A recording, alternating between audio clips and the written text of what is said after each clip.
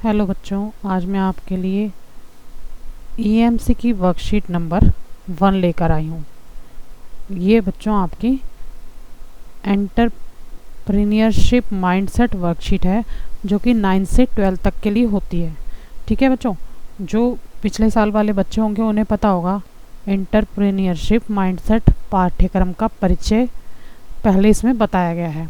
लिखा है, क्या आपने सोचा है कि आज से 5-10 साल बाद जब आप काम करना शुरू करेंगे तब किस तरह की नौकरियां या उद्यम महत्वपूर्ण होंगे? आपकी कल्पना अनुसार उनके चित्र बनाइए और उनके बारे में लिखिए। बच्चों, जब आप बड़े हो जाओगे तो आपको कुछ ना कुछ तो उद्योग करना पड़ेगा या कहीं नौकरी करनी पड़ेगी, ठीक है ना। तो उसके बारे में आपको अभी से सोचना पड़ेगा। तो ये वर्कशीट जो है आपके भविष्य में होने वाले कामों के बारे में सोचने के लिए बनाई गई है। तो बच्चों, मैंने कुछ इसका आंसर लिखा है। जो ऊपर क्वेश्चन लिखा है कि क्या बनना चाहते हो आप वकील बनना चाहते हो, आप चिकित्सक बनना चाहते हो, आप अध्यापक बनना चाहते हो, कंप्यूटर ऑपरेटर, व्यवसायी, खुद का उद्योग शुरू करना चाहते हो। ठीक है, तो जो फर्स्ट वाला जो आपका टास्क है उसका आंसर ये है। तो बच्चों, जो ये लिखा है ना ऊपर, क्या आपने सोचा है कि 5-10 साल बाद आप क्या काम करना चाहोगे, इसका आंसर ये है। और बच्चों, जो इसका चित्र बनाना होगा वो तो आपको खुद ही बनाना पड़ेगा। ठीक है, या तो आप गूगल से अरेंज करो या फिर आप खुद बनाओ। ओके, आगे लिखा है, क्या आप खुद को इनमें से कुछ करता हुआ देख रहे हो? अभी से ये सोचना क्यों ज़रूरी है? अब बच्चों, अगर आप अभी से नहीं सोचोगे तो आप भविष्य में क्या बनोगे? आप बिल्कुल बड़े हो जाओगे, काम के लिए तैयार, फिर आप सोचोगे तो आपको ज़्यादा मुश्किल होगी। इसलिए पहले से अपना लक्ष्य निर्धारित करके चलना चाहिए। हमें क्या बनना है ये सोच कर चलना चाहिए। आगे लिखा है, आने वाले समय में आपके सामने पारंपरिक कामों के साथ बहुत सारे नए अवसर भी होंगे, जैसे कि किसी सामाजिक समस्या के समाधान के लिए अपना उद्यम शुरू करना या उभरते हुए कार्य क्षेत्रों जैसे कि पर्यावरण, आर्टिफिशियल इंटेलिजेंस आदि में काम करना। इन कामों के लिए खुद को तैयार करने के लिए आपको नए व्यवहारों और क्षमताओं को सीखना भी होगा। जैसे बच्चों, आपको क्या करना होगा? Dreaming big and trying new thing. आपको सपने देखने होंगे, वो सपने जो आप बड़े होकर साकार कर सको। ठीक है, अगर आप सपने नहीं देखोगे तो उन्हें पूरा नहीं कर पाओगे। सपने देखना बच्चों बहुत ज़रूरी है। कुछ करने के सपने देखना और उनकी पहल करना। ठीक है, अभी से सोचो, अच्छा सोचो, तो आप जब तक आप पढ़कर अपनी पढ़ाई पूरी कर लोगे तो आप अपने लक्ष्य को पूरा कर पाओगे। दूसरा लिखा है, क्रिटिकल थिंकिंग, सवाल पूछना और तथ्यों को समझना। ठीक है, अगर आपके मन में कोई भी परेशानी है, कोई दिक्कत है, तो आप किसी टीचर से, अपने किसी घर के बड़े से सवाल पूछ सकते हो। अपनी उलझन को सुलझाने के लिए, अपने प्रश्नों के उत्तर के लिए आप सवाल कर सकते हो। ओके, थर्ड है कॉन्फिडेंट कम्युनिकेशन। ये होता है प्रभावी रूप से बात कर पाना। जब भी आप किसी काम को करना चाहो और आप हिचकिचाओ तो आपके अंदर कॉन्फिडेंस की कमी है। ठीक है बच्चों, अगर आप किसी से भी खुलकर बात कर पाते हो, आप हिचकिचाते नहीं हो, प्रभावी रूप से बात कर पाते हो, जैसे नॉर्मल आप डेली बात करते हो, सबसे व्यवहार रखते हो, तो फिर आपके अंदर फुल कॉन्फिडेंस है। ठीक है, तो कॉन्फिडेंस भी बच्चों के अंदर होना बहुत ज़रूरी है। हमारे अंदर कॉन्फिडेंस नहीं होगा तो हम अपनी बात को किसी के सामने नहीं रख पाएंगे, किसी से कह नहीं पाएंगे। फोर्थ है क्रिएटिव प्रॉब्लम सॉल्विंग।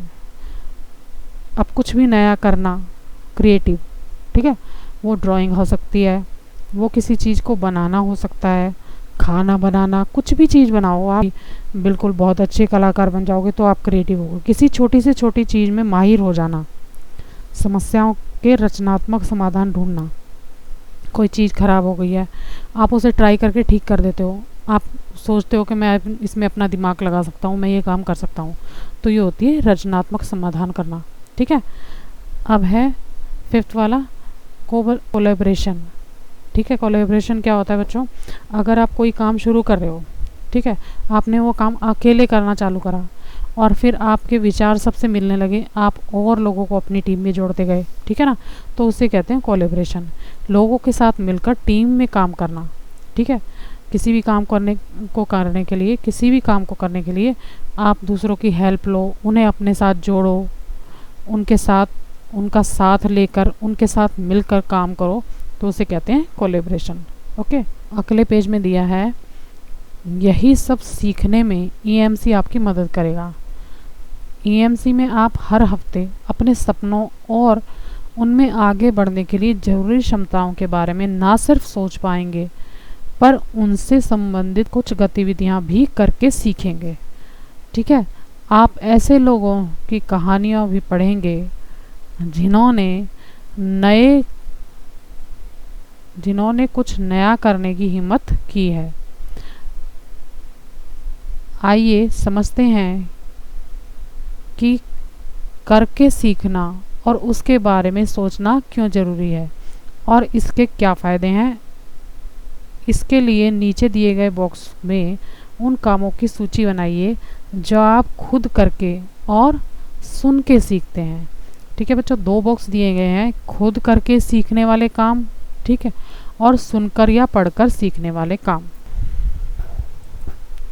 अब बच्चों इसके 2 क्वेश्चन, एक क्वेश्चन का जवाब तो मैंने पहले ही आपको दे दिया जो फर्स्ट टास्क है।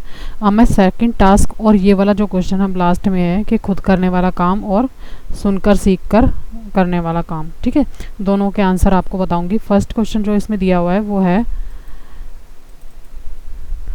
क्या आप खुद को इनमें से कुछ करता हुआ देख रहे हो? अभी यह सोचना क्यों ज़रूरी है? तो इसका आंसर है, मैं भविष्य में डॉक्टर बनना चाहता हूँ। आजकल देश के जो हालात हैं यही देखकर मैंने ये विचार किया है, और सभी को अपना लक्ष्य पहले से निर्धारित करना चाहिए, ठीक है ना बच्चों। जो आपको करना है आपको पहले से सोच के रखोगे तो सही होगा, उसके लिए भविष्य में बहुत आसानी हो जाएगी, ठीक है। और आप जब पढ़ लिख कर सारी आपकी पढ़ाई ख़त्म हो जाएगी, उसके बाद सोचोगे तो आपको ज़्यादा डिफ़िकल्टी होगी कि अब मैं क्या चूज़ करूँ। तो अपना लक्ष्य निर्धारित करना बहुत ज़रूरी है, ठीक है। तो इस क्वेश्चन का आंसर ये है। अगला जो आपका टास्क है, तो थर्ड क्वेश्चन है बच्चों आपका, उन कामों की सूची बनाइए जो आप खुद करके या सुन के सीखते हैं। तो इसका आंसर है, पहला है तैरना। बच्चों आप खुद तैरोगे तो आपको तैरना आएगा, ठीक है ना, देख के तैरना नहीं आएगा, खुद आप प्रैक्टिस करोगे तो आपको तैरना आएगा। आप खाना खुद बनाओगे तो आपको खाना बनाना आएगा। ऐसी चित्रकारी, सिलाई, बहुत से ऐसे काम हैं जो आप खुद करोगे अपने हाथों से, तो ही आपको वो काम करना आएगा। अगला जो इसमें पॉइंट दिया है, सुनकर सीखना, ठीक है, सुनकर सीखना। तो हम गाना गाते हैं, गाना कैसे सीख सकते हैं? सुन के भी सीख सकते हैं। पढ़ाई करना सुन के सीख सकते हैं, ठीक है। और किसी भी बीमारी का इलाज करना या किसी भी बीमारी का बचाव करना हम सुनकर सीख सकते हैं। मैंने लिखा है कोरोना से बचाव, ओके। तो इस तरह से इसका ये आंसर हो जाएगा, ओके बच्चों। तो अब आगे है, एक और आपको दिया गया है इसमें, लास्ट में ये दिया गया है कि आपको स्माइली फेस दिए गए हैं, जिसमें से आपको बताना है, लिखा है, इन दोनों की तरह से सीखते हुए आपको कैसा लगता है? उन अनुभवों के चिन्ह पर गोले बनाइए। आपको ये वर्कशीट से क्या सीखने को मिला और आपको अनुभव कैसा हुआ? अच्छा हुआ, हैप्पी हुआ, सैड हुआ, एक्साइटेड हुआ, बोर्ड हुआ, फोकस्ड हुआ?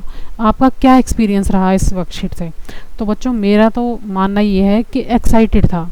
एक्साइटेड किस लिए था? कि हम कुछ अपने आगे के भविष्य के बारे में सोच रहे हैं, इसका एक्साइटमेंट कि हम बड़े होके क्या बनेंगे। तो मेरे हिसाब से तो इसमें एक्साइटेड ही होना चाहिए। मैंने एक्साइटेड लगाया है, वो आपकी मर्ज़ी है, आप जिस मर्ज़ी पे अपना आंसर दे सकते हो, ठीक है। तो बच्चों आज की वर्कशीट यहीं ख़त्म होती है, और उम्मीद करती हूँ आपको ये वर्कशीट पसंद आई होगी। और अगर बच्चों मेरा वीडियो अच्छा लगा हो या आपके लिए थोड़ी सी भी इसमें हेल्प मिली हुई हो आपको, तो प्लीज़ मेरे चैनल को लाइक करना, सब्सक्राइब करना। Thank you very much.